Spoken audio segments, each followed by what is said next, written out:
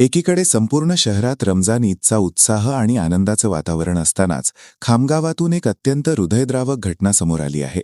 शहरातील जनुना तलावात पोहण्यासाठी गेलेल्या 17 वर्षीय मुस्लिम युवकाचा पाण्यात बुडून मृत्यू झाला आहे.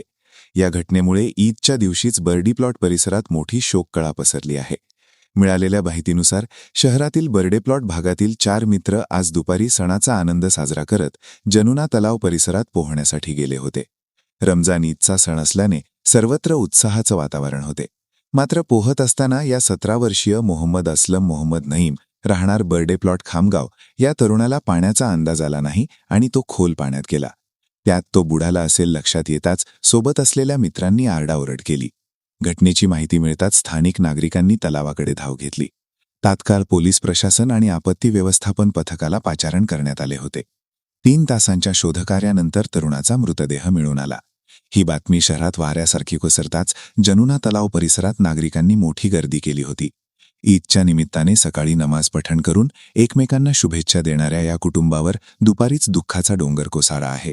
सणाचा आनंद साजरा करण्याच्या वयात या कोवळ्या तरुणाचा अशा प्रकारे अंत झाल्याने संपूर्ण शहरात हळहळ व्यक्त केली जात आहे.